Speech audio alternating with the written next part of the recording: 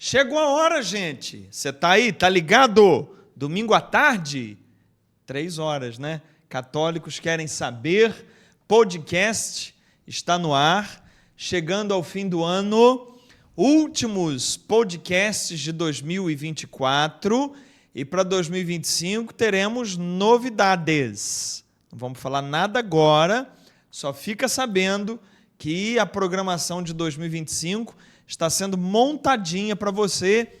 Espero que você goste das novidades. Enquanto isso, fica por aí assistindo o nosso podcast. Lembra de dar o like, lembra de se inscrever aqui no canal. Tem gente que fala que quer ajudar o canal, mas não pode se tornar aluno, não pode pagar mensalidade. Mas tem jeito de você ajudar sem se tornar aluno. Você pode assistir os vídeos do canal até o fim, você pode curtir todos os vídeos, você pode comentar em todos os vídeos e você pode compartilhar todos os vídeos. Se você fizer isso, já está ajudando sem botar a mão no bolso. Olha que legal. Então, é uma forma de você nos ajudar, tá bom? Seja bem-vindo, bem-vinda. Grande Tiago, como é que você está? Boa tarde, estou bem, graças a Deus. Tá tudo certinho? Preparado Tudo para o certo. final do ano? Preparado. Já escolheu o presente de Thalia? Ainda não. Não? Não. Thalia, o que você quer, Thalia? Fala aí. Cadê Nem o eu microfone sei, de nem- Thalia? Cadê o microfone? A Thalia está sofrendo retaliações da produção. E ela é a produção. Ela é a produção. Ô, Tiago, compra Sim. um presentinho para Thalia. Vou. O que você tem uma sugestão? Larga uma coisinha, deixa eu ver. Vamos lá. Um carro, Thalia. O que você acha? Aí, Você sabe Thiago. qual carro que ela gosta? Não, que é o qual? sonho dela? Ah. É um CrossFox. CrossFox é bonito? CrossFox. Branco, vermelho, preto, qual que você gosta? Azul? Aham. Pronto. Tá aí, ó. CrossFox azul escuro. Olha. Se a Volkswagen quiser patrocinar o nosso podcast, é só dar um carro aí para Thalia. Um Tá resolvido. CrossFox. Simples. resolvido. Tranquilo, né?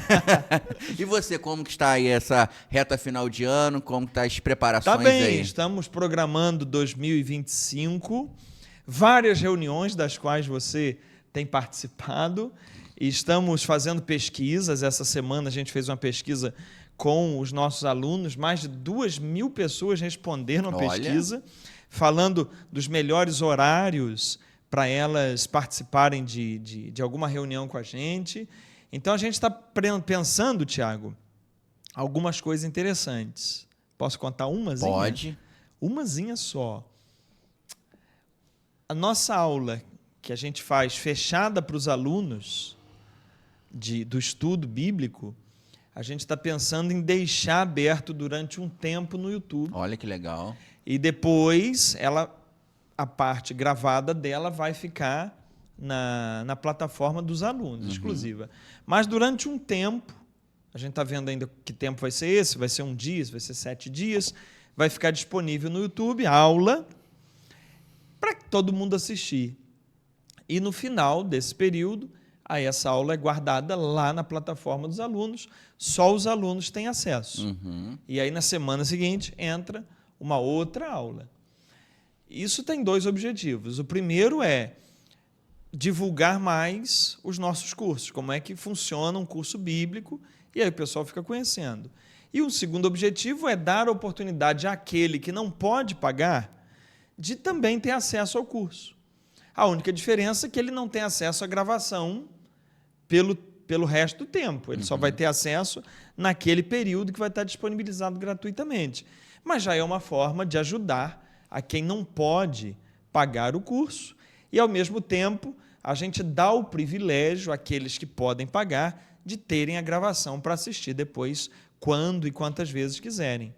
Isso é uma das coisas que a gente está pensando para 2025. O que você acha? Ótimo, ótimo. E a gente sempre acompanha, né, nos comentários do YouTube as pessoas colocando assim: obrigado, professor, por deixar gravado. Porque tem gente que não consegue assistir na hora, né? Isso. E agora tendo essa possibilidade das pessoas assistirem também após a gravação, né, sendo aí no período de 24 horas ou de 7 dias, já é uma outra possibilidade que a pessoa tem de aprofundar o estudo dela anotar lá o que ela entendeu do que foi falado, né, os insights que ela teve também. Então, eu acredito que é um presente também para os alunos aí possíveis alunos também. Eu acho que aquele que pode pagar e se fazer aluno, ele não vai ficar chateado porque a aula vai ficar um períodozinho aberto ali, gratuito, porque ele entende que ele pode pagar e ele tem acesso a mais de 400 aulas lá na plataforma. E, ao mesmo tempo, ele sabe que a contribuição financeira dele está permitindo a gente criar toda essa estrutura para levar esse conhecimento a outros que não podem pagar. Perfeito. Eu acho que isso é bem cristão, né? É verdade. E é engraçado como, de vez em quando, alguém fala assim, tá vendendo a palavra de Deus. Tem gente que fala isso? Tá, essa semana mesmo teve. Tá vendendo a palavra de Deus. Meu amigo, preste atenção.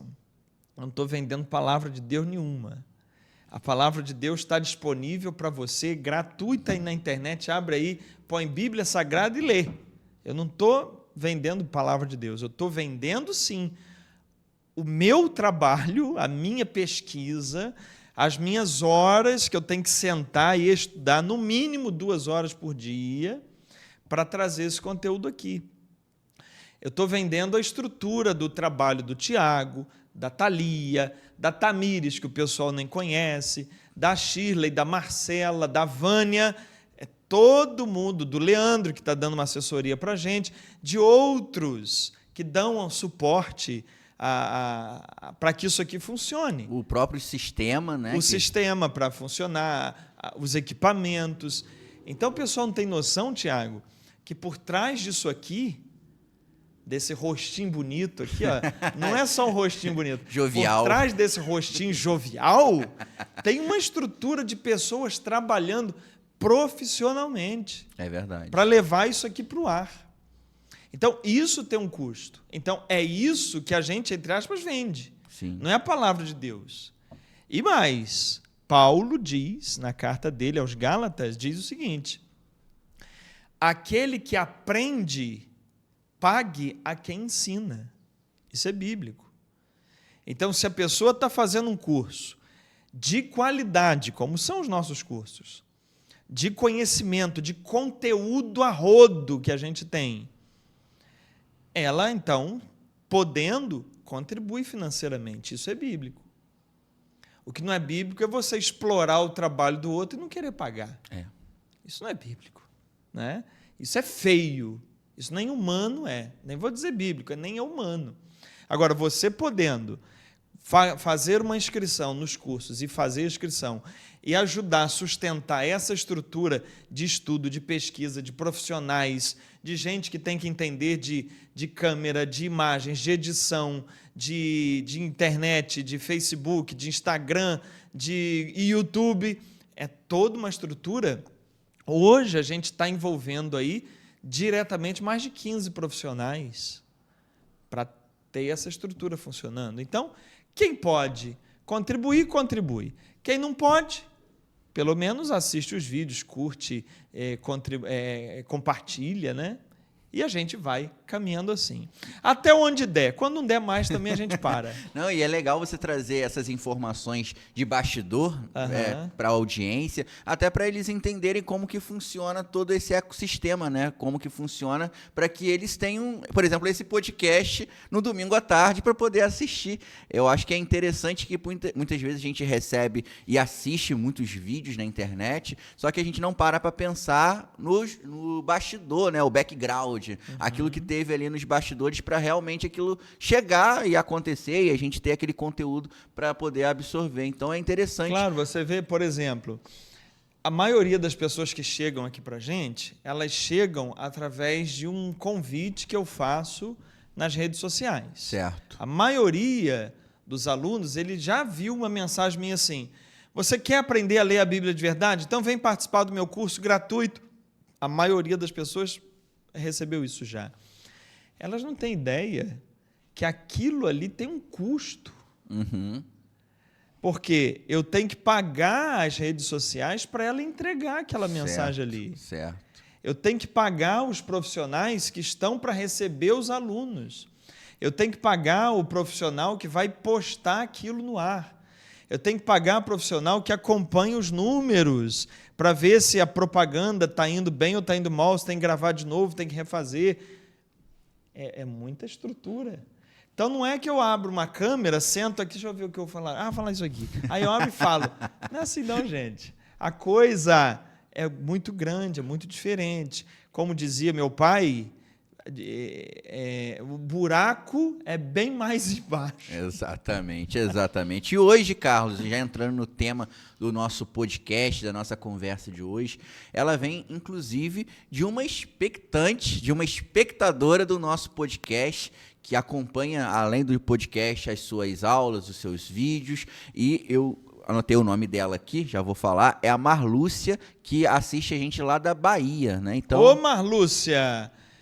Ela é aluna nossa ou só... Ela não deu essa informação, mas é a espectadora do nosso podcast. Do podcast, tá bom.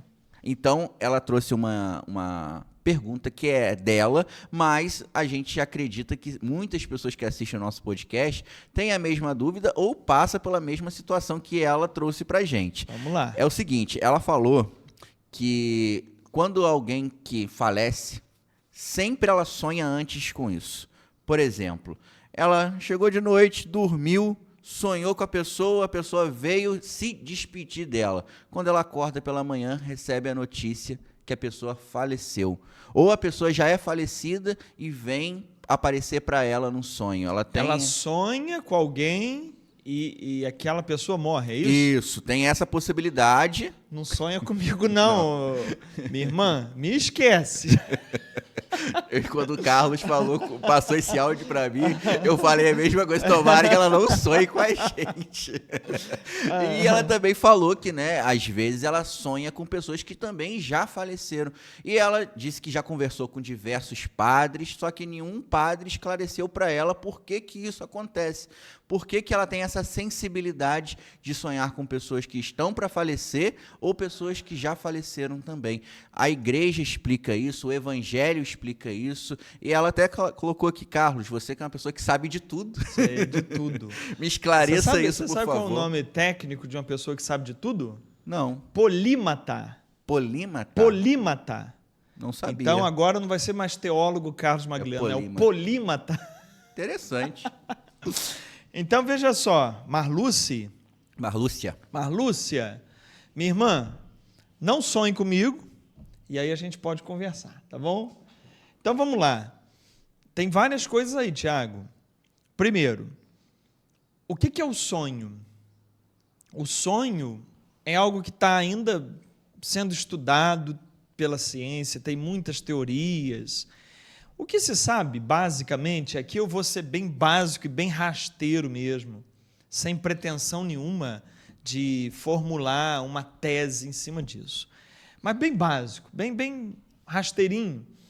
O sonho é uma produção cerebral de coisas que te impactaram ao longo do dia.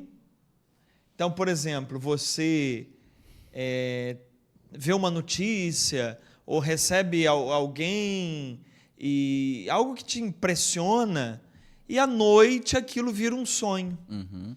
Até você pode falar assim, essa noite eu sonhei uma coisa, mas eu sei por quê, porque durante o dia falaram não sei o quê.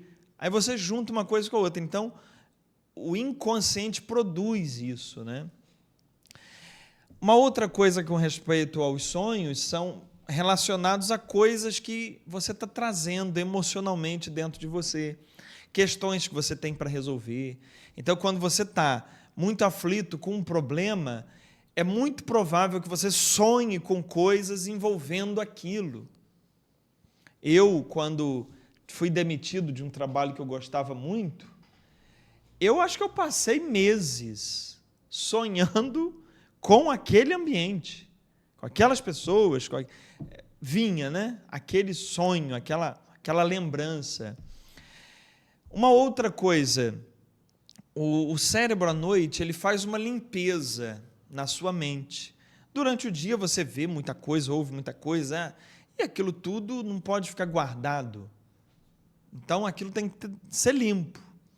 Então, muitas vezes o sonho é uma coisa meio conturbada, meio bagunçada, porque está havendo um processo de faxina mental, está jogando fora. E ali fica aquela coisa assim que você começa uma história, pula para outra, né? Não tem uma sequência. Então tem tudo isso, Tiago.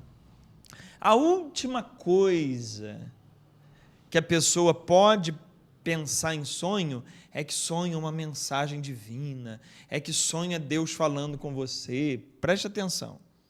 Eu não estou dizendo que Deus não possa falar com você através de sonhos. Pode.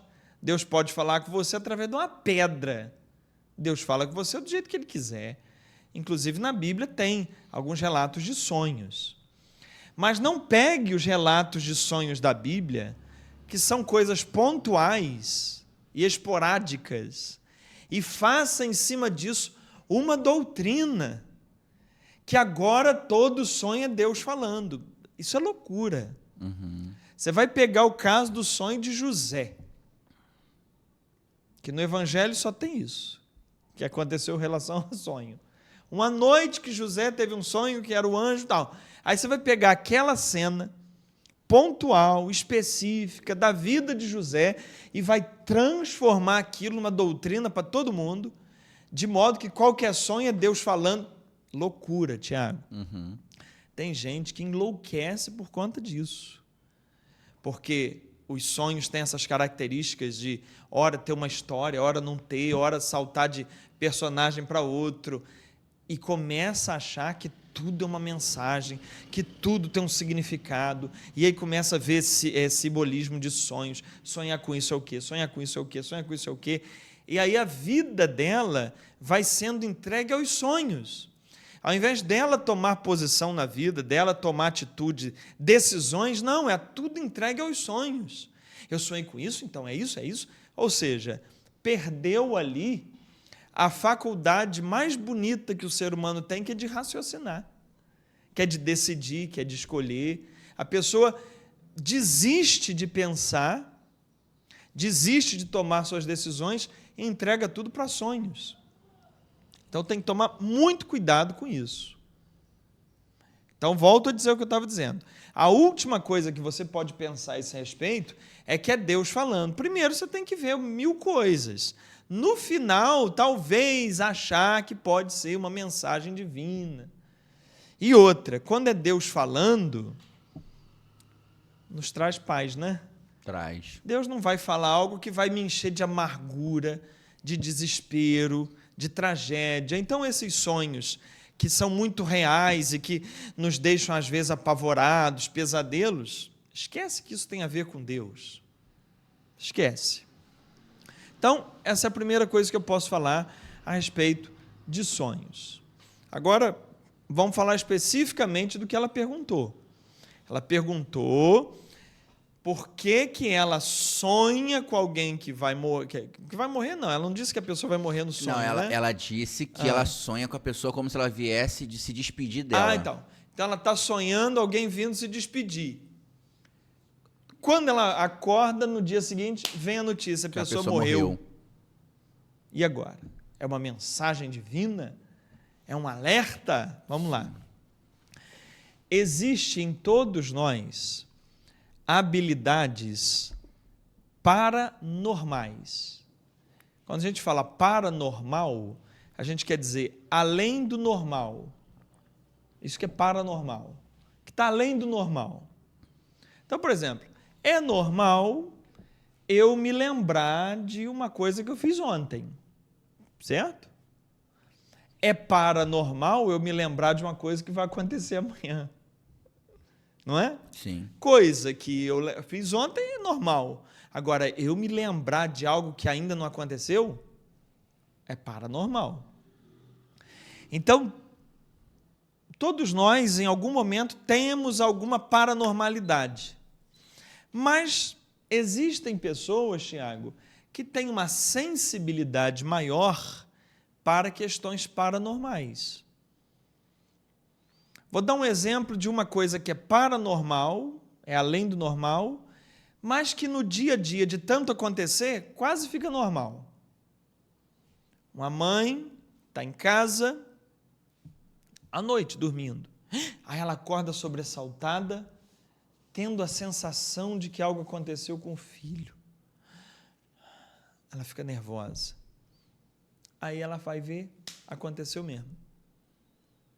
Isso é uma paranormalidade, isso não é normal. Você está em casa e achar que aconteceu alguma coisa com alguém e aconteceu. Isso não é normal, isso é paranormal. Mas de tanto que acontece, quem está aí vendo já deve saber de casos desses. A pessoa pressentiu. Por quê? Porque algumas vezes pode acontecer de que nós furemos a bolha do presente que nós estamos e acessemos informações do futuro ou do passado, do futuro ou de coisas que aconteceram, do futuro do passado. Então a pessoa pode fazer isso. Veja que ela não faz isso controlando isso. Ela não vai falar assim, agora eu vou acessar uma informação de futuro. Quem fizer isso é cartomante, é adivinhação, é mentira. Mentira. É gente que está mentindo, está fazendo disso um meio de vida. Uma vez eu estava na rua, andando, tinha ido comprar um frango. Aí tinha uma cigana. Aí a cigana me chamou, eu fui, né? Eu gosto de ver essas coisas. Aí, gosto de ver para pesquisar, né? Aí ela falou, deixa eu ler sua mão, moreno bonito. Aí já gostei, moreno bonito. Já vi que elogio, já gostei. Né? Aí dei a mão, aí ela leu assim, você é filho de bom pai, de boa mãe, mas não teve sorte com parente. Aí eu virei para ela e falei assim, mas a senhora conhece alguém que teve sorte com parente? Ninguém teve sorte com parente, meu filho. Então, dizer isso, ela diz para todo mundo isso. É genérico. E cabe na vida de todo mundo. Não tem nada de adivinhação ali. Filho de bom pai, de boa mãe, tudo bem. A maioria acha que o pai é bom, a mãe é mão. O pai é bom, a mãe é mãe. Ih, caramba. O pai é bom, a mãe é boa. Agora, mas tem um tio que, ó, puxa vida. Exatamente. Sorte com parente é muito amplo e todo mundo tem um problema com parente. Sim. Então, isso é bobagem.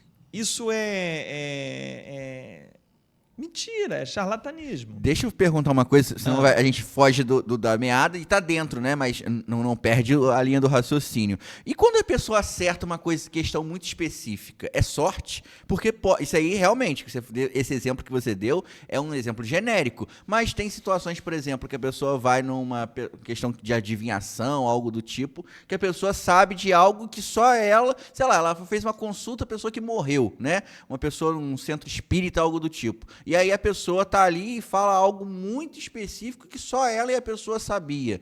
E já teve até uma pergunta parecida com essa nos nossos comentários. Como que a pessoa acerta exatamente? É um tiro de sorte? O que pode acontecer nesse sentido? Então, aí entra dentro do que eu estou dizendo. Há pessoas com habilidades paranormais de captar informações do futuro. Como é isso? A mãe que pressente que vai acontecer alguma coisa com o filho, ou já aconteceu e ela captou, ou vai acontecer e ela captou também. Ela captou uma informação que não é da normalidade, ninguém disse, ela não leu em nenhum lugar, ela captou. Se já aconteceu, se vai acontecer, ela teve essa habilidade paranormal, além da normalidade, de captar isso. Entendi.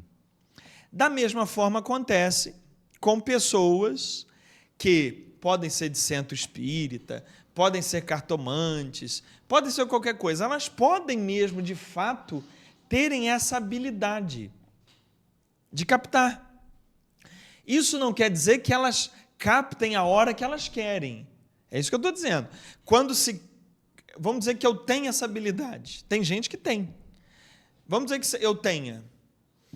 Se eu abrir uma banquinha e falar, olha, vem cá que eu vou captar para você, aí eu estou mentindo. Porque isso não é controlado. Então, muita gente que se diz cartomante, adivinhador de futuro, ele realmente tem essa habilidade. Mas, a partir do momento que ele estabelece uma hora para fazer aquilo, aí ele está enganando. Ou seja, enganando a ele mesmo. E isso é muito parecido com as revelações que acontecem no meio protestante e também até em alguns grupos da Igreja Católica, né? Que Deus está me revelando. Sim, tal. É muito parecido. Veja só, a gente tem o dom de curas, que está no Novo Testamento. A pessoa tem o dom de curas. Mas o dom de curas é um dom que Deus dá a hora que Ele quer. Entendi. Eu não posso abrir uma garagem e falar, todo dia, 3h vem cá que vai ter cura. Entendi. Já é mentira. Entendi. A partir do momento que eu marco hora, marco data e trato aquilo como se eu controlasse aquilo, eu estou enganando. Entendi. Entendeu? Então, vou te contar outro exemplo. Eu tenho uma amiga chamada Carmen. Ela é budista. E ela joga runas. Você sabe o que é runas? Não. São umas letras celtas. Ela põe num saquinho assim, aquelas letras, não sei quantas são, ela me falou, não me lembro. Aí a gente vai, tira uma letra, e ela, em cima daquela letra, tem todo um simbolismo que ela faz uma leitura da sua vida. Não é adivinhação. É uma leitura que ela faz do seu momento. Como é que eu soube disso? Eu dava um curso de formação em coaching. E ela se inscreveu nesse curso lá que eu conheci ela. Aí um dia, a gente estava no intervalo, era um domingo, fomos para o almoço, voltamos. Aí ela falou, deixa eu jogar runas aqui para vocês, para ver como é que vocês estão. Aí cada um tirou uma pedrinha lá e brincou. Tiago, ela me deu o saquinho, eu tirei a minha pedra. Aí ela falou, a sua pedra é a pedra branca. Significa nuvem. Significa que toda a sua vida estará nas nuvens. Todo o seu trabalho estará nas nuvens. Eu falei assim, mas o que é isso, Carmen? Está na nuvem. Ela falou, o que é a nuvem hoje? É a internet. Então, todo o seu trabalho vai para a internet. Isso, Tiago, foi em 2018. E eu não estava na internet ainda. Eu tinha até planos para isso. Era uma época que eu estava pensando nisso, em como botar o meu trabalho na internet. Meu trabalho só foi para a internet mesmo a partir da pandemia, em 2020, 2 anos depois. Mas ela disse isso para mim em 2018, 2 anos antes de acontecer e num momento em que eu estava realmente pensando nisso. Não é surpreendente? Surpreendente. Muito interessante. Aí eu comecei a analisar isso. Como é que isso acontece? E aí, com leituras, estudos que eu tenho, que eu vou fazendo, um dia eu virei para a Carmen, a gente continua amigo até hoje. Inclusive, essa semana agora é aniversário dela. Abraço, Carmen. Eu falei assim, Carmen, eu vou te falar uma coisa. Eu não acredito em nada dessas pedras aí suas, dessas letras, eu acredito em nada. Eu acredito em você. Ela falou, como assim?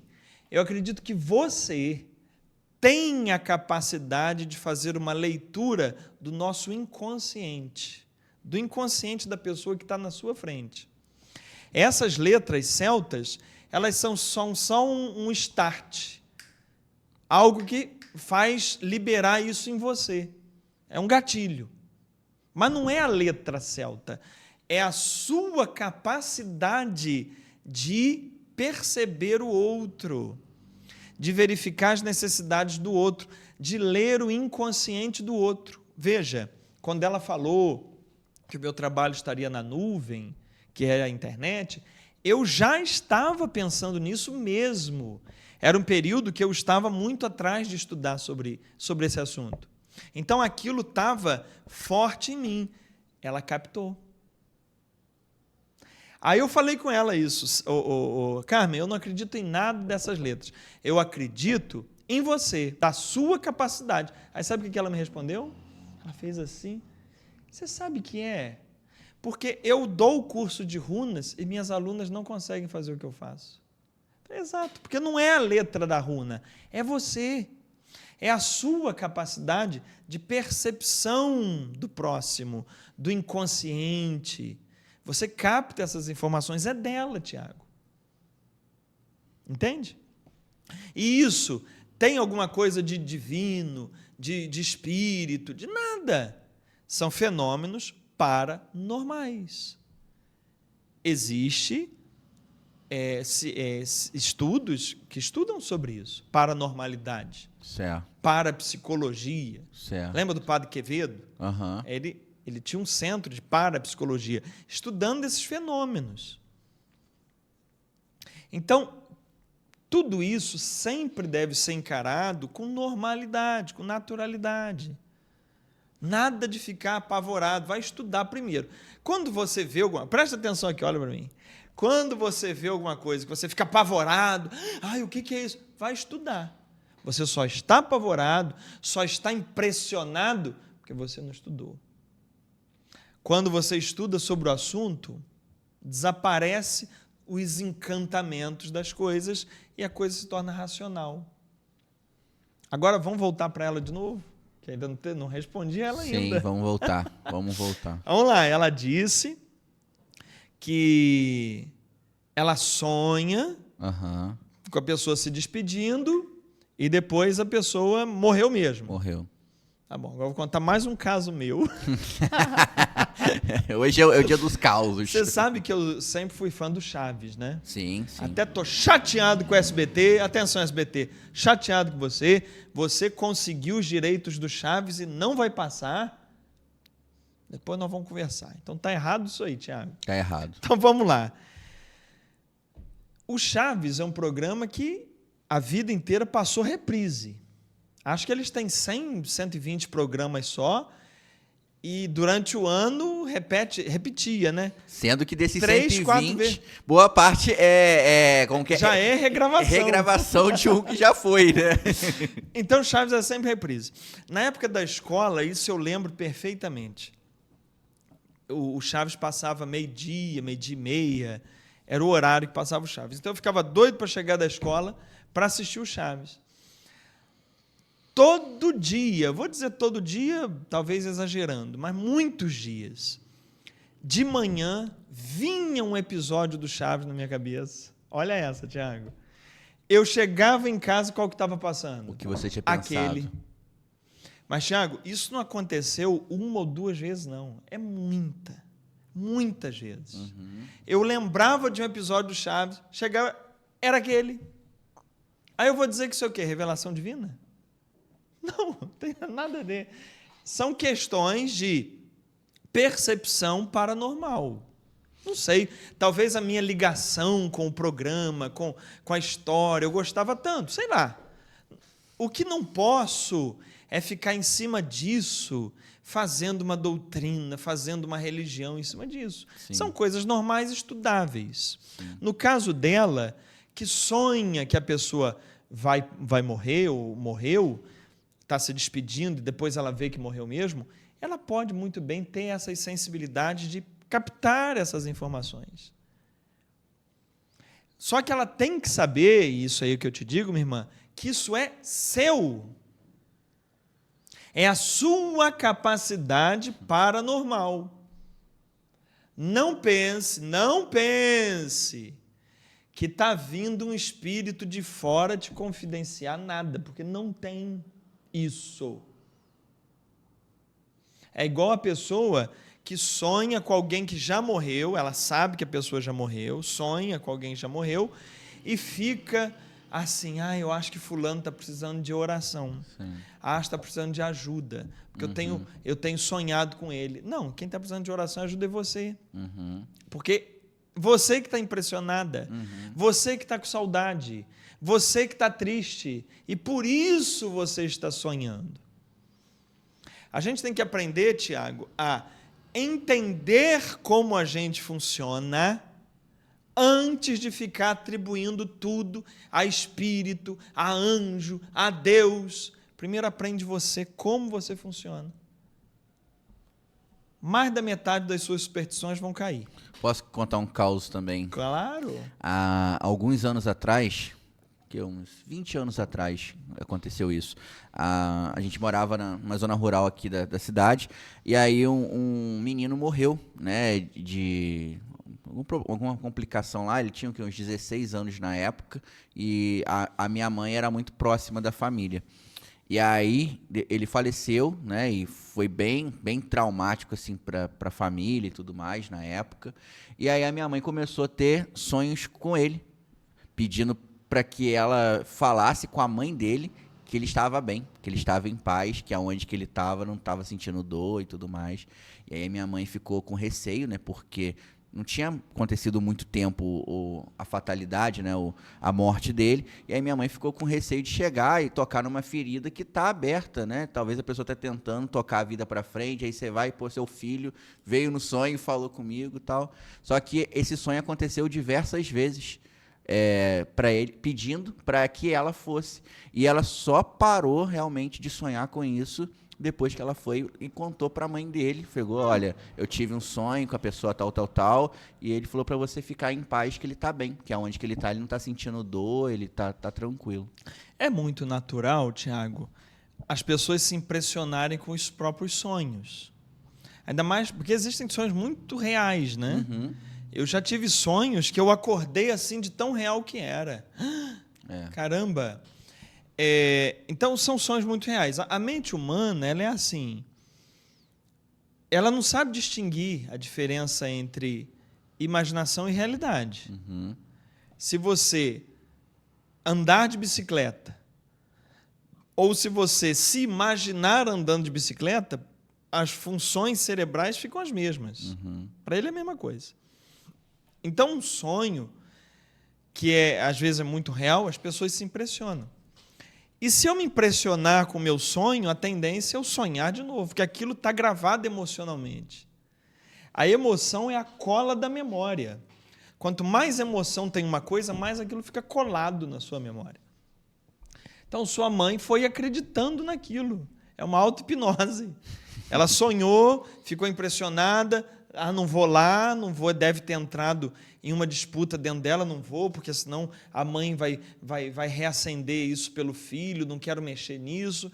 E aí ela sonha de novo, vai criando um círculo vicioso, até que ela conta, bota aquilo para fora, acabou. Processo psicológico fácil de entender, né? Uhum. Fácil de entender. Tem aquelas psicografias do Chico Xavier, aquelas mensagens, a pessoa está sempre bem, está sempre num lugar de luz, tá? São semelhantes. Já se sabe hoje que Chico Xavier era leitor assíduo de literaturas desse tipo. E as mensagens que o Chico Xavier transcrevia são muito semelhantes a dos livros que ele lia. Entende? Isso já está visto. A gente pode um dia fazer um programa comparando isso, é legal. Então, Tiago, sair fora dessas ideias muito mágicas, muito misteriosas, vamos entender mais como funciona a mente humana para se aproximar mais do que a Igreja fala sobre esses temas. Uhum. A Igreja Católica hoje não tem essas ideias. Ela entrega isso tudo na mão da ciência e quem vai dar a palavra sobre isso é quem entende do riscado e estuda esses assuntos. Sim.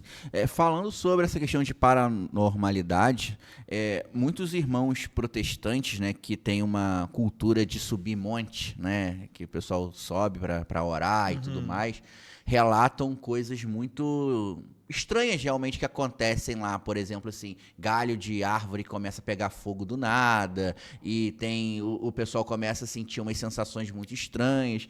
E aí, o que entra nesse sentido que eu quero perguntar? Pode ser que tem pessoas ali realmente honestas, que não estão ali para fazer nada armado, nada combinado, e por todos estarem na mesma frequência, com o mesmo pensamento, essas coisas realmente acontecerem, ou é só combinação mesmo, e é a gente querendo impressionar o irmãozinho mais novo que subiu pela primeira vez? O que eu quero perguntar mais objetivamente é isso. Pode acontecer de forma sincera, por todo mundo estar ali na mesma sintonia, algo do tipo paranormal acontecer? O padre Quevedo, fez pelo instituto dele, e o instituto continua, eles continuam fazendo testes, fez assim: determinada casa era tida como mal assombrada.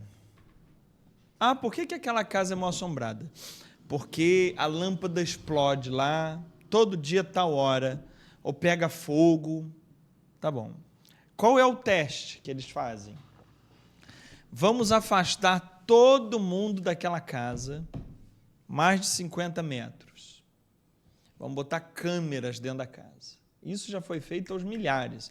Pesquisa aí na internet que você vai achar. Acabou. Não tem mais lâmpada que estoura, não tem mais casa que pega fogo, não tem nada. Afastou as pessoas, acabou. Porque os fenômenos são provocados pelas pessoas. Ah, bom, então elas iam lá e estouravam a lâmpada, botavam fogo? Não. A energia delas, o psíquico delas, promove esse tipo de coisas. Olha que interessante. Então, num ambiente onde estão as pessoas muito voltadas mentalmente para um tema misterioso, é muito provável que aconteça alguma coisa. Não porque aconteça, mas porque aquela união psíquica que está sendo gerada ali provoca essas coisas. Vai à noite sozinho, Tiago, numa noite de tempestade, começa a assistir um filme de terror, só você em casa. Você vai começar a ouvir barulho, você vai começar um monte de coisa, porque você está alerta para aquilo, você está buscando aquilo. É muito simples de entender essas coisas. Então, esses fenômenos paranormais, a gente não pode fazer disso a base da nossa espiritualidade. Ah, eu vi tal coisa se mexeu, e aconteceu isso, e a porta fechou sozinha. E aí a pessoa pega isso, um sonho, a pessoa pega isso e faz disso a base espiritual da vida dela. Agora vamos falar de Jesus, que é a nossa especialidade aqui? Certo. O que Jesus ensinou sobre isso? Olha, se virdes uma luz piscando, é o demônio. Olha, se a porta se fechar sozinha, saiba que não estás sozinho. Ele falou isso? Não. Não. A fala de Jesus é totalmente assim, ó: seja humilde, seja sincero, seja misericordioso, seja perdoador, seja amoroso. Por isso que eu digo, o Evangelho está longe da nossa prática espiritual, muito longe. O que está na nossa prática espiritual é superstição, coisas que a gente aprende de pessoas que vivem alucinadamente a sua espiritualidade, ficam pregando coisas absurdas, a gente vai absorvendo daquilo. Agora, o Evangelho em si, quando a gente entende o Evangelho e aplica ele nessas coisas, a gente faz uma limpeza na mente e entende o que é de Deus e o que são apenas fenômenos paranormais. Interessante. É interessante como que a gente, tendo essa perspectiva à luz do Evangelho na nossa vida, em todas as coisas, né, que a gente vai aplicando, tudo fica muito simples, né, Carlos? Por que o ser humano tem essa tendência em querer deixar tudo místico? Existe uma explicação também psíquica, essa busca pelo miticismo, é um conforto espiritual, sei lá, eu não consigo entender muito por que existe essa busca humana pelo místico. Pelo misterioso, pelo mágico. Porque, tipo assim, o Evangelho é tão simples, sim, né? Mas o Evangelho tem 2000 anos. É recente na história humana o Evangelho. Se você pensar que o ser humano tem 50 mil anos de existência, na menor previsão, estão prevendo agora que o ser humano já está aí há 700 mil anos. Então, vamos botar aí O ser humano está aí 50 mil, 100 mil, vamos botar 100 mil, para ser razoável. Nós estamos na Terra há 100 mil anos. O Evangelho tem 2%. 2% do tempo. O que você acha? A cultura anterior ainda é mais forte ou é o Evangelho? É, mais forte. Ainda é forte ou é o anterior. Foram 98 mil anos. E mais, não é só o Evangelho. A ciência. A ciência está há quantos anos? 500 anos. Então, a explicação científica dos fenômenos só tem 500 anos, Tiago. E antes? Antes era explicado pela mitologia. Antes era explicado pelo mundo mágico. Sabe como é que eles compreendiam a lavoura? Por que brota a verdura do chão? Porque os deuses fazem sexo. O sêmen dos deuses cai na terra, é a chuva, e aí a terra fica fértil. Era a explicação. Caramba, hein? Tempestade. O ser humano não tinha noção de questões atmosféricas que geram raio. Sim. Eles achavam que o raio é o quê? Um castigo de Deus. O Deus está brabo. Então, as explicações, nesses 100 mil anos de humanidade, Tiago, só tem 500 anos de explicação científica. É verdade. Então, nós estamos treinados, mas muito treinados, na mitologia, no mundo mágico, misterioso. A gente está muito treinado nisso. E quando a gente pega o Evangelho, a gente vê que em Jesus não tinha mundo mágico nenhum acontecendo. Eram os fenômenos naturais da vida.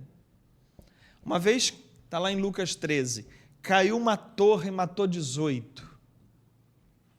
Eles estavam dizendo que aquela torre que tinha caído era castigo de Deus, porque havia uma construção ali que Pôncio Pilatos estava fazendo, que estava usando dinheiro do templo na construção, tinha um desvio. Então, como a torre caiu e matou os construtores, o pessoal começou a dizer o quê? Desviou dinheiro do templo. É castigo de Deus. Castigo de Deus. Castigo de Deus. Aí Jesus falou, vocês acham que esses que morreram são mais pecadores? Não. Não tem nada de castigo de Deus aí. Então, Jesus olhava as situações com tranquilidade racional. Ele não olhava como sendo coisas mágicas, misteriosas, nada disso. Então, quando a gente, nos últimos 2000 anos, tem o Evangelho e nos últimos 500 anos tem a ciência, e a Igreja Católica hoje, ela fala, a partir do Papa João Paulo II, que fé e ciência são duas asas que devem nos conduzir, uma equilibra a outra, maravilha. Mas é muito recente isso, em comparação ao mundo anticientífico que nós tínhamos nos últimos 99.500 anos. Você entende, Tiago? Sim. É interessante, né?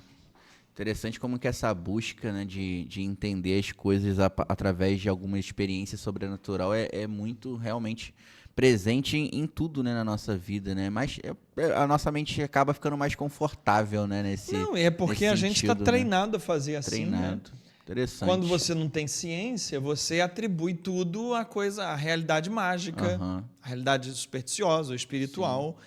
Quando tem ciência, acabou isso. E Carlos, por exemplo, né, dentro desse contexto ainda de superstição, de questões místicas, as pessoas gostam muito também, quando acontece alguma maldade, por exemplo, de falar que a justiça do homem é falha, mas a justiça de Deus não falha. Então, essa pessoa pode até ter escapado da justiça do homem, mas de Deus você não se escapa.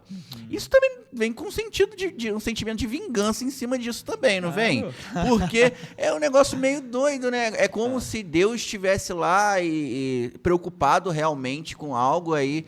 Vou te dar um câncer porque você fez tal coisa. Porque exatamente o que você disse. Quando as pessoas dizem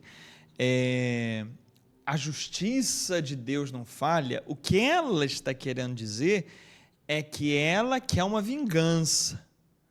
E que a vingança de Deus não falhará. As pessoas chamam de justiça o que é, na verdade, uma vingança que elas querem. Elas querem um castigo, elas querem que a pessoa pague. É muito comum ouvir dizer, vai pagar, fulano vai pagar. A pergunta é, pagar a quem?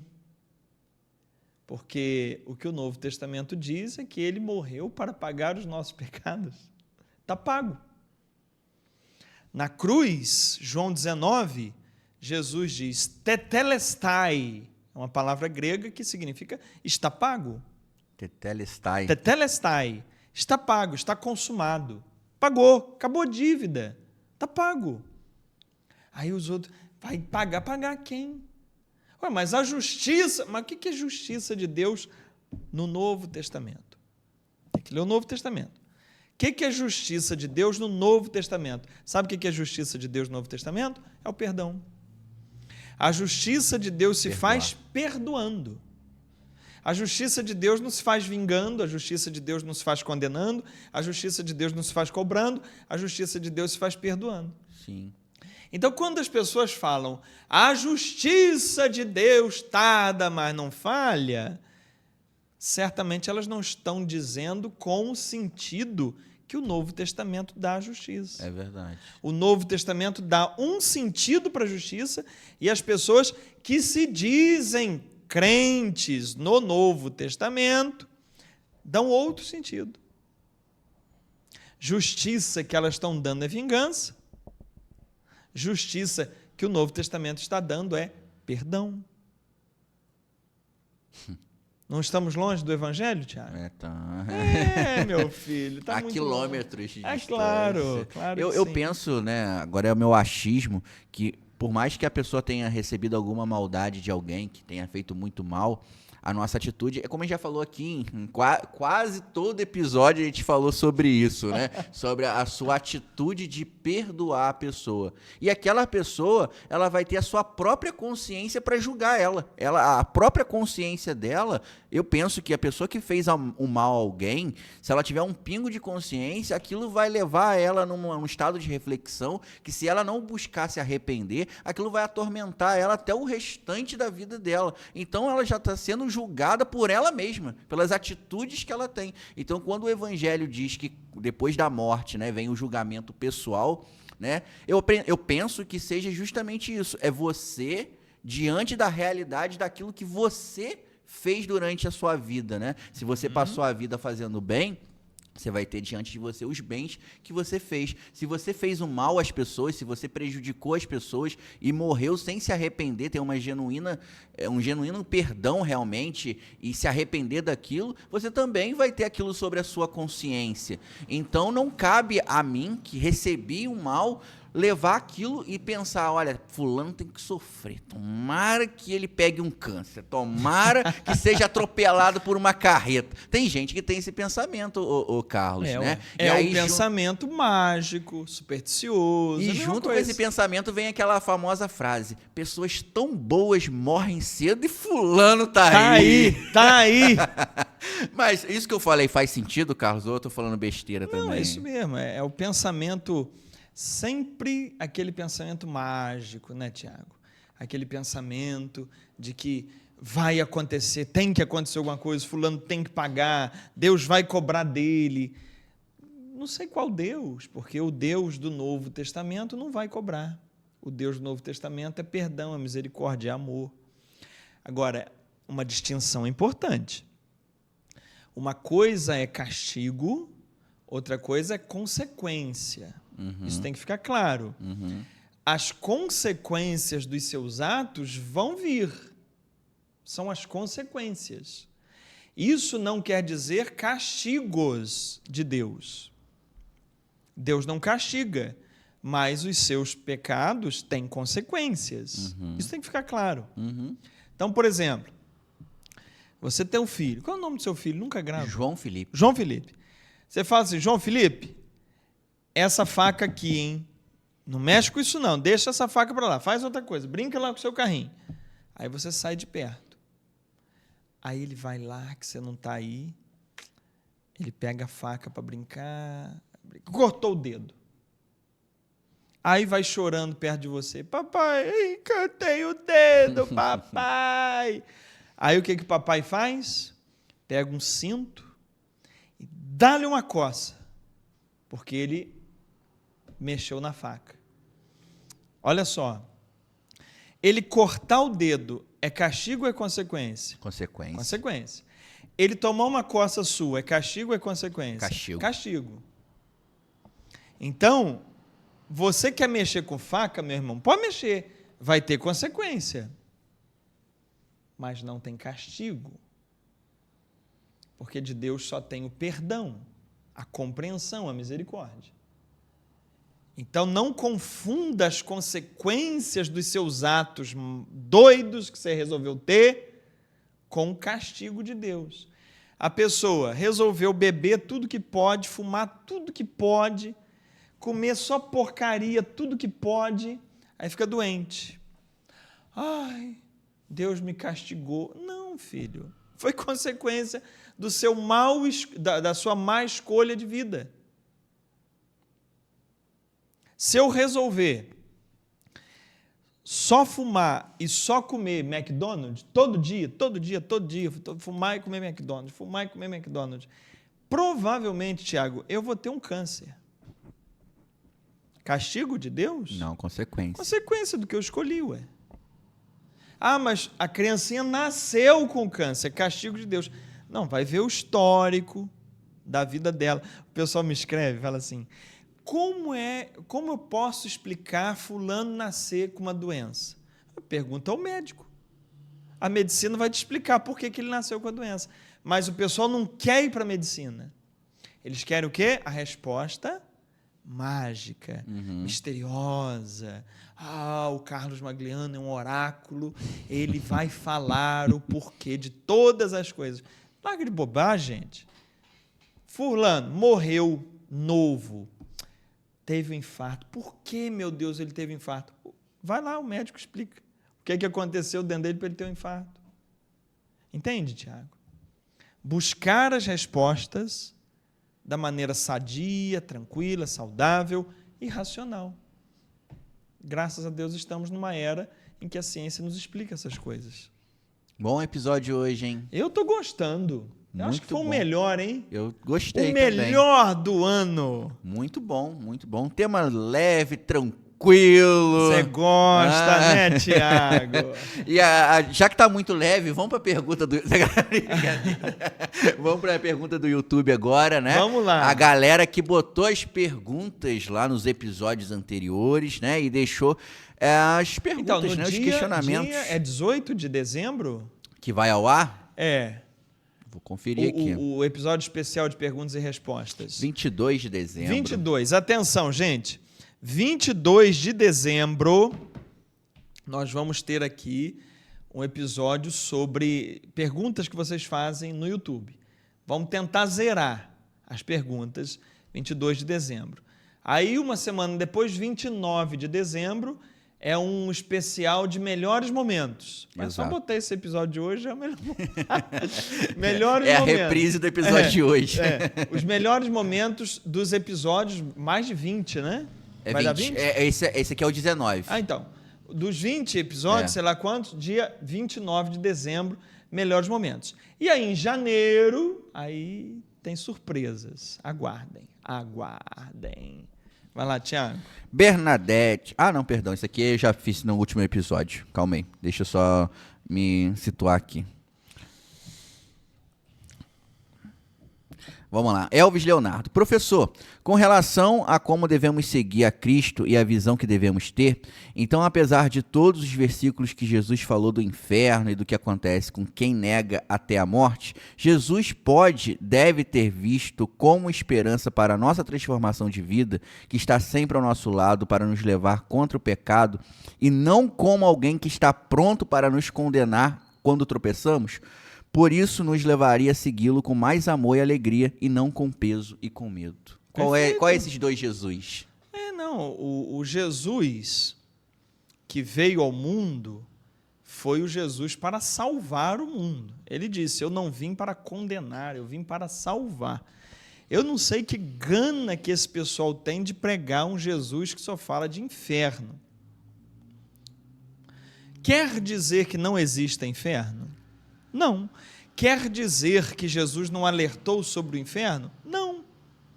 Jesus alertou sobre o inferno, Jesus ensinou sobre o inferno, a fé católica crê no inferno, ponto. Mas o que eu tenho que pregar, meu Deus do céu?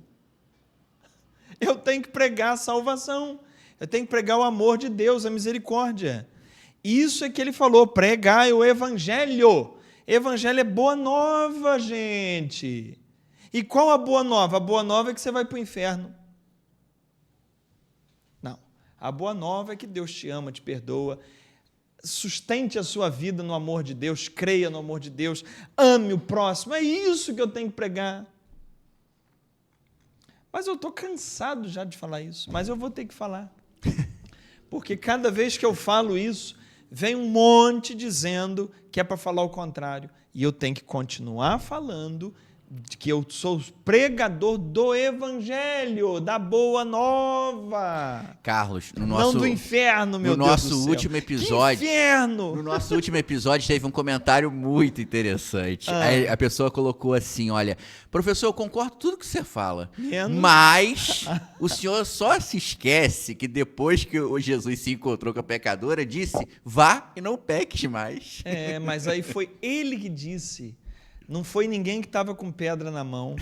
Então, se Jesus tem que dizer para alguém, vai, não peques mais, ele que diga. Eu só sou convidado a largar as pedras e deixar a pessoa com ele. Eita, essa daí foi boa, professor. Até porque, Tiago, não. Até porque ele não disse isso para todo mundo, não. Tem pecador que ele encontrou e disse, vai em paz. Tem pecador que ele diz, teus pecados te são perdoados, e acabou por aí. Uma pessoa, ele disse, duas, aliás, o paralítico no capítulo 5 de João e a adúltera pecadora no capítulo 8. Só ali que ele fala, vá e não peques mais. Com os demais pecadores, ele não disse isso. E se ele disser isso para todo mundo, ele que vai dizer, não sou eu. Porque eu não vou ameaçar ninguém de nada. Porque isso na boca das pessoas se tornou uma ameaça. Ameaça. Jesus te perdoa, mas vai e não peques mais. É como se dissesse assim, Jesus manda perdoar 70 vezes 7, mas ele perdoa uma só, tá? Você abre teu olho. Então é uma loucura. Então aquele que usa essa frase, vai e não peques mais, para ficar enfiando o dedo dentro da cara do outro, eu quero te dizer, Jesus é que disse isso para a pecadora quando ele estava sozinha. Aqueles que estavam com pedra na mão largaram a pedra e foram embora. Eu me incluo nesses que largaram a pedra e foram embora. Não me incluo com a autoridade de ameaçar ninguém com um vai e não peques mais, como se fosse uma ameaça. E Jesus mesmo não falou em tom de ameaça, né? Evidentemente, ele falou, vai e não peques mais, para você não cair de novo nesse adultério e terminar apedrejado aqui, que nem sempre eu posso estar salvando gente aqui de apedrejamento, não. Por favor, gente. O canal Católico Amigo perguntou o seguinte. Professor, Católico Amigo? Católico Amigo. Professor, o que pode nos explicar sobre o pecado do escândalo? Desde já agradeço. Abraço. Eu não sei bem o que ele quer dizer com o pecado do escândalo, né? É uma categoria de pecado isso? Não faço ideia, professor. Não lembro de ter visto isso. Não sei. O que é escândalo hoje? Então, de acordo com o Evangelho. O que é escândalo do Evangelho, né? Uhum. Jesus disse que escândalo é quando você maltrata um dos pequeninos. Isso é um escândalo. E para ele, está lá em Mateus. Ele chama de escândalo quando você maltrata aquele que depende de você, quando você maltrata aquele que é uma pessoa discriminada, quando é uma pessoa abandonada, quando é uma pessoa com necessidade, quando é uma criança, quando é um idoso. Quando você maltrata os pequeninos, isso é que ele chama de escandaloso. Agora, no meio religioso, escândalo vai ganhando outras conotações. Né? Se um padre atende um casal que não é casado no matrimônio católico, mas estão juntos, atende, compreende a vida deles, e segundo o Papa Francisco, o padre pode verificar a condição deles tomarem a comunhão, por exemplo. Olha aí, ó, o cenário que eu estou falando aqui. Aí o padre entendeu, no discernimento dele, junto com o casal, que não é casado, matrimonialmente falando, mas entendeu que eles podem tomar comunhão. Existe caso assim. Isso vira um escândalo na igreja. Mas é esse sentido de escândalo que Jesus falou no Evangelho? Não. Escândalo no Evangelho? Lê o Evangelho de Mateus. Não sei se está em 18. O escândalo no Evangelho é quando você não é amoroso, quando você não tem misericórdia, quando você abusa das pessoas. Isso é escandaloso. Certo, Tiago? Perfeito. Perfeito. O pessoal gosta do seu perfeito. A Ilza Mello perguntou por que os bispos usam aquele chapéu roxo dos judeus. Ele deve estar falando do solidel, né? É o redondinho. Porque a mitra, que é aquele comprido assim, pontiagudo, aquilo é do imperador romano. Representava o poder do imperador romano, a mitra. Era um artefato do imperador romano. O solidel, que é o redondinho, nem sempre é roxo, né? Não. Vai depender do tempo litúrgico. O dos cardeais é sempre vermelho, do papa é branco. Então, o solidel, aquele redondinho assim, que tapa a careca aqui em cima. Sabe o que significa o nome solidel? Não. Só a Deus. Só tira diante de Deus. Por isso é que na hora da consagração ele tira, que está ali diante da Eucaristia. São roupas e vestimentas que têm seus símbolos, tanto no judaísmo como na tradição romana. Né? Eu posso dar uma sugestão? Sugira. No Noar Podcast, a gente recebeu o nosso bispo da diocese. A gente conversou justamente sobre esses símbolos, né? E ele explicou detalhadamente o que é cada coisa, né? O báculo, né? A mitra. Então, é só você olhar lá no nosso podcast lá, Bispo Dom Luiz Antônio. Tá lá. Então, eu vou te dar outra sugestão. Coloca na descrição do vídeo desse aqui o link desse episódio. Tá. Então, atenção você. Coloca. Dá para botar já no comentário fixado, Thalia? Dá. Dá? Então, no primeiro comentário fixado aí, já está o link para você achar. Coloca nos dois. Coloca na descrição do vídeo e no comentário fixado. Noar Podcast, Dom Luiz... Antônio Ritt. Dom Luiz Antônio Ritt. Dom Luiz Antônio? Dom Luiz Antônio. Lopes não tem, né? Tem Lopes? Não, acho que... Só que não é falado, também, né? Não é muito grande. Dom Luiz Antônio Ritt, tá bom. Aí tem o link aí da entrevista com o Tiago. Isso aí.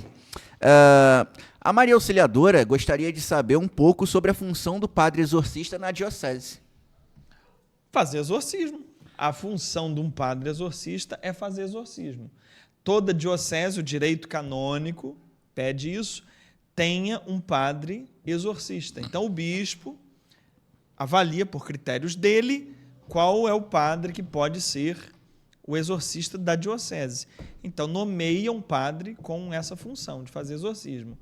O exorcismo católico não tem nada a ver com esse exorcismo que se vê em televisão aí, o sujeito cai, dá entrevista, o diabo dá entrevista, né? Eu sei. Qual o seu nome? Eu vou destruir a vida dele. Não, nada disso. O exorcismo católico é um ritual, tem um ritualzinho de exorcismo, igual que tem um ritual da missa, tem um ritual de exorcismo, as pessoas fazem ali, o sacerdote faz ali a condução do rito e faz as orações, as bênçãos, é uma coisa tranquila, não deve ser em público, nem pode ser filmado, nada, para preservar a identidade da pessoa que está ali recebendo aquela oração. Quem é aluno da Bíblia Mais, ou da teologia, vai lá em aulão mensal, aulão número 6, se eu não me engano. Anjos, demônios, exorcismos, não me lembro o nome mais da aula. Mas é isso.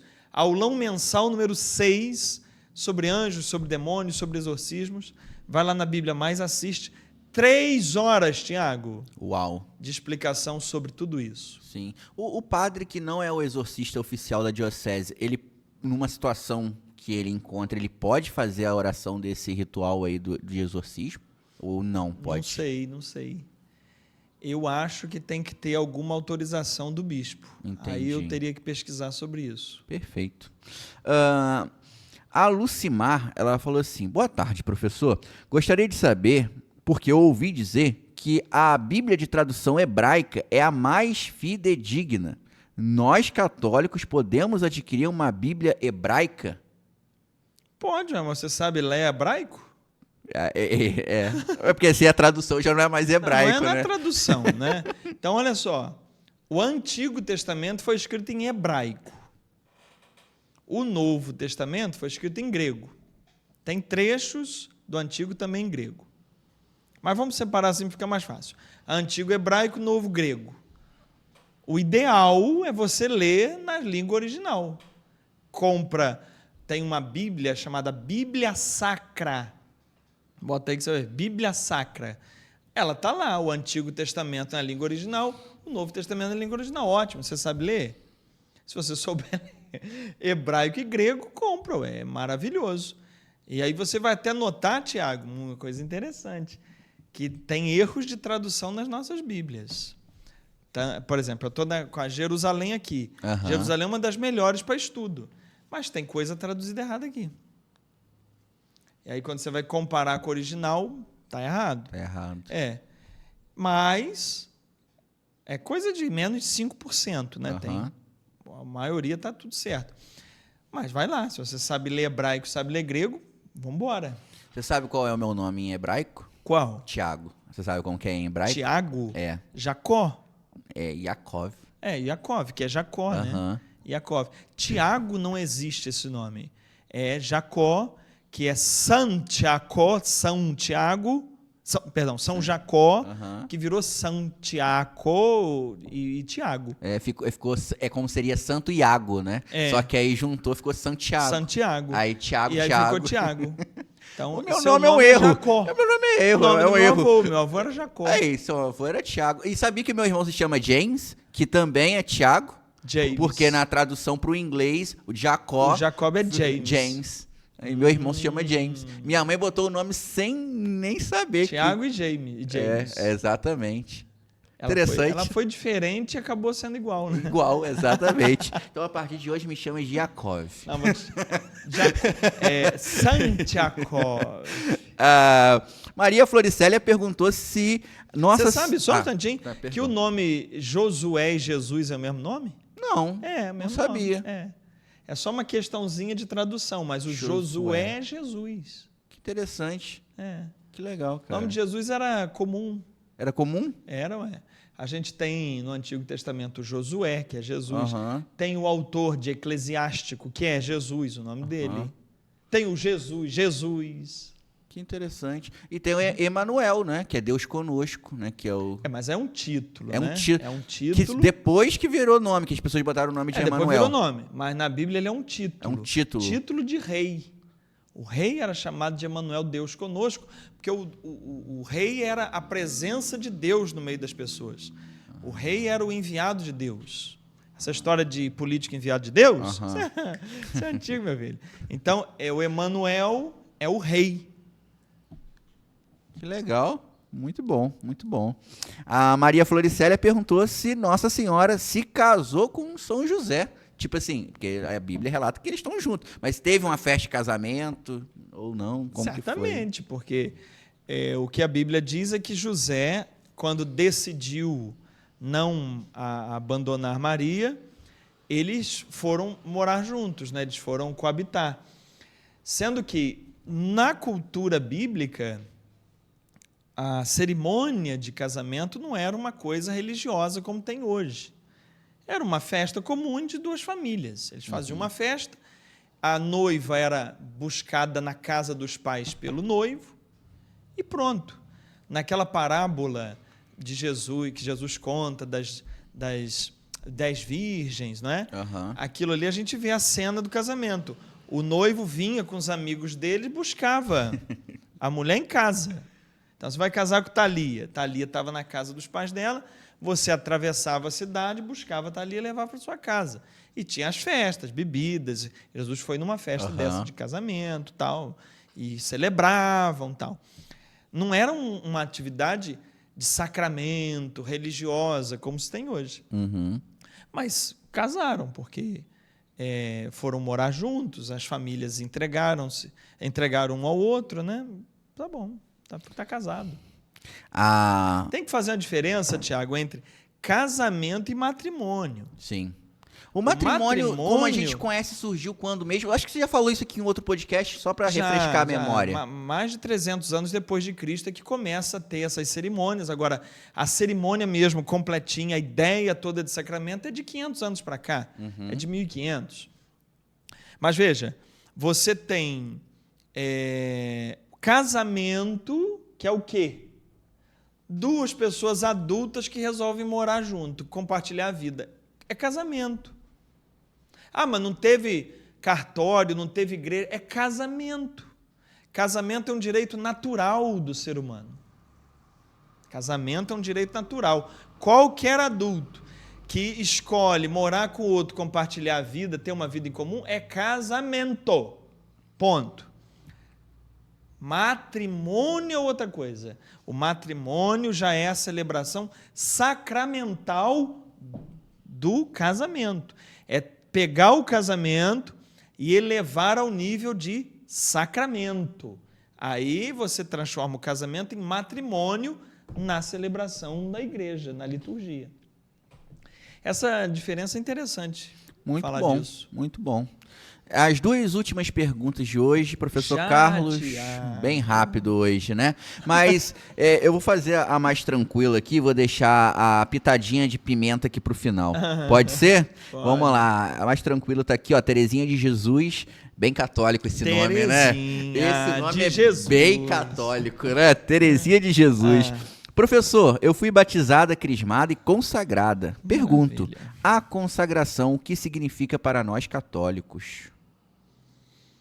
Bom, ela foi consagrada em que? Consagração a Nossa Senhora? Deve ser. Porque, olha, sacramentalmente falando, não muda nada, né? Sacramentalmente falando, ela tem o batismo e tem a crisma. A consagração é você fazer uma entrega de vida, é fazer um voto, uma decisão de viver conforme aquela consagração que você faz. Por exemplo, a pessoa que faz consagração a Maria, ela procura viver na vida dela o espírito de Maria, o carisma de Maria. Aí depende de qual consagração ela está falando. Mas nenhuma consagração é maior do que o sacramento. O sacramento é que é a base de tudo. Então, é o batismo e a crisma. E a galera que usa a cadeia de Nossa Senhora, o que você acha disso? O que é cadeia de Nossa Senhora? A corrente que eles botam aqui, fala que é escravo de Nossa Senhora e bota o cadeado e tudo mais. Eu vou acreditar que ele é escravo de Nossa Senhora se ele amar o próximo como o filho de Nossa Senhora ensinou, se ele for misericordioso, se ele for compreendedor da fraqueza do outro, se ele souber perdoar ao invés de condenar. Aí eu vou achar que ele é escravo. Senão, só é uma pulseirinha no punho. Beleza, agora nós vamos para a pitadinha. Marilena perguntou, boa tarde, não sei se minha pergunta será lida, vai ser lida, mas gostaria de saber sobre a sua opinião sobre o Cerco de Jericó, que atualmente é um evento nas igrejas católicas. Você sabe que ontem mesmo alguém no Instagram me escreveu pedindo que eu fizesse um estudo sobre o cerco de Jericó. O cerco de Jericó é algo que está crescendo muito nas paróquias, e aí o que eu vou falar talvez não agrade muita gente. Tá certo, Tiago? Eu falei que a pitadinha da pimenta ia ficar pro final, então...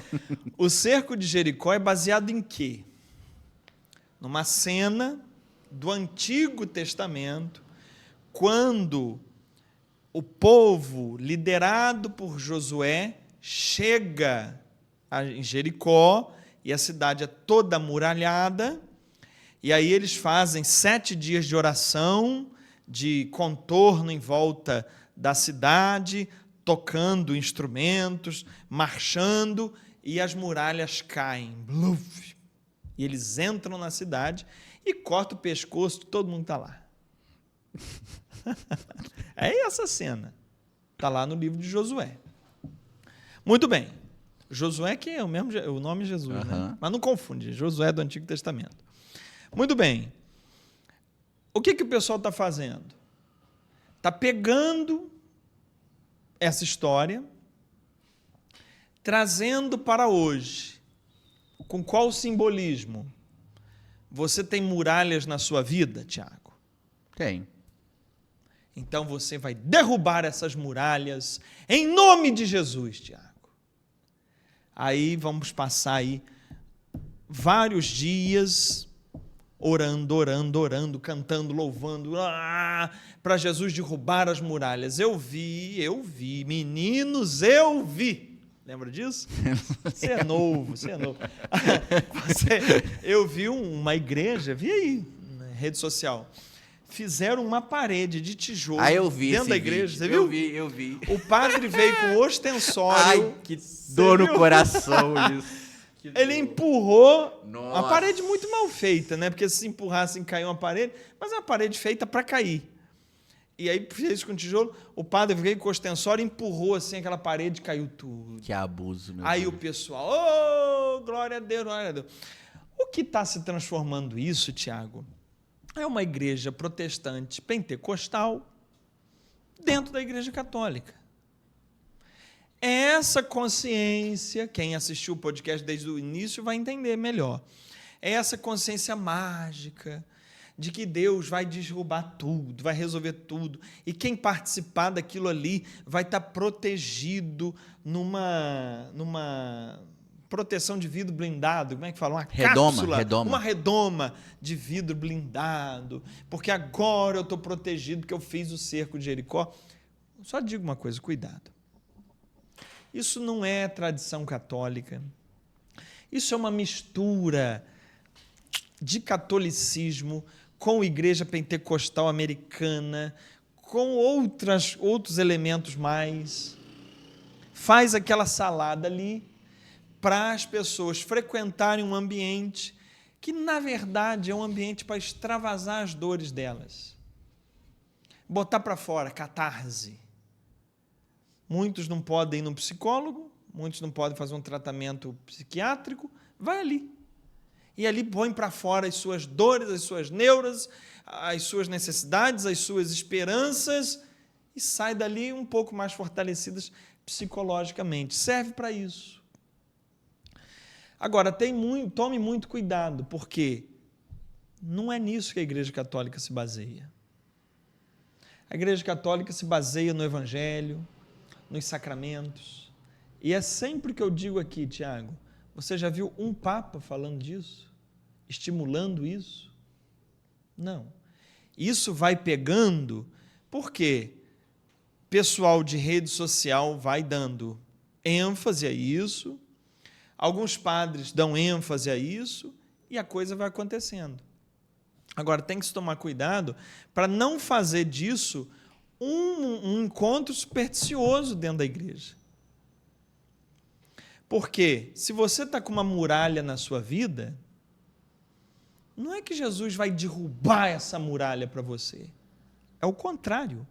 O que ele disse é: no mundo tereis muralhas, no mundo tereis aflições. mas tem de bom ânimo. Segundo Jesus, o antídoto contra as muralhas da sua vida é o bom ânimo. É a sua capacidade de tomar boas decisões. É a sua capacidade de ter um olhar positivo para a vida. É a sua capacidade de olhar para a muralha e não se deixar vencer por ela. Mas é você fazer, é você dar os passos, é você caminhar, é você pedir a Deus luz, discernimento, para você enfrentar as muralhas da sua vida. Então, essa ideia de fazer uma semana de oração para que Deus derrube as muralhas é uma coisa que, desculpa, não encontro respaldo no Evangelho para isso. Não encontro respaldo na tradição católica para isso. Estão trazendo superstições protestantes pentecostais para dentro da Igreja Católica. Eu vi um artigo de um padre, depois vocês pesquisem na internet, ele botou cerco de Jericó ou circo de Jericó. Pesquisem aí que vocês vão encontrar. E ele relata tudo isso. O modo supersticioso, fanático, descontrolado, que estão levando as coisas dentro desses encontros. O ensino de Jesus foi: tereis aflições, sereis perseguidos, mas levantai as vossas cabeças. Ou seja, não é que Deus vai vir o tempo todo igual um super-herói, arrancar os muros da sua vida, abrir seus caminhos. Não. O que Jesus falou é: vocês vão ter tudo isso, mas é o modo como vocês vão enfrentar isso é que tem que ser a diferença de vocês. O que as pessoas querem? Não querem enfrentar as muralhas, não se preparam para enfrentar as muralhas, não se abastecem de conhecimento, de informação, não organizam os seus emocionais, não fazem nada disso. E quando as dificuldades da vida acontecem, eu vou ali e lá Deus vai resolver tudo, como uma mágica. E você transformar Deus em uma pílula mágica é reduzir muito o que Deus é e reduzir muito o ensino que Jesus deixou sobre como enfrentar as dificuldades da vida. Beleza. Muito bom, cara. E eu acredito, cara, que é tudo questão de discernimento, né? Eu acho que essas atividades que a igreja promove, quando vai para esse campo realmente de superstição, e como a gente foi falado desde o início do programa, né?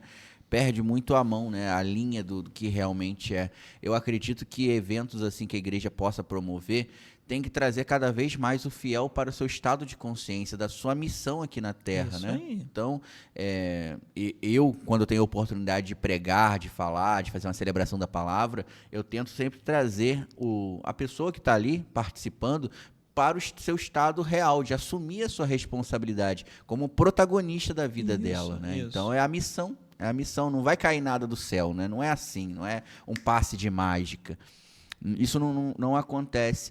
Então, por exemplo, né, para a gente poder caminhar para o final do nosso podcast, a gente, quando vai fazer uma oração, por exemplo, para o Espírito Santo de Deus, não é pedir também para o Espírito Santo resolver tudo na nossa vida, não. É o Espírito Santo me ajudar a entender as coisas que eu passo na vida. Isso. É que eu pedi essa força do Espírito Santo para que eu possa ser uma pessoa melhor dentro da minha família. Minha família vive brigando. Ninguém se entende, meu filho não se entende com a gente.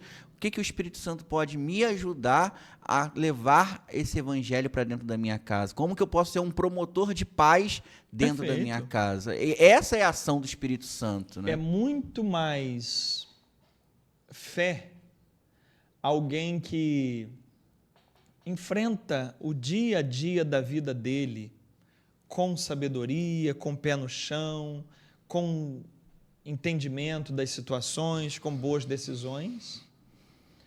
É muito mais fé isso do que alguém que fica num grupo gritando para Deus derrubar as muralhas dele.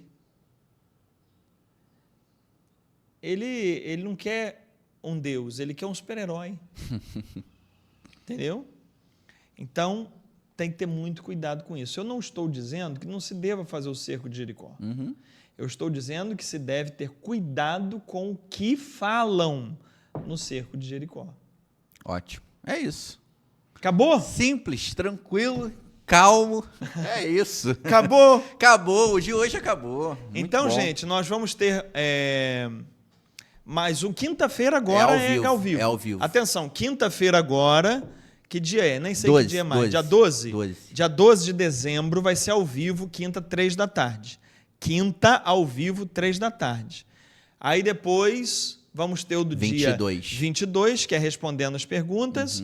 29 melhores momentos e acabou. Acabou.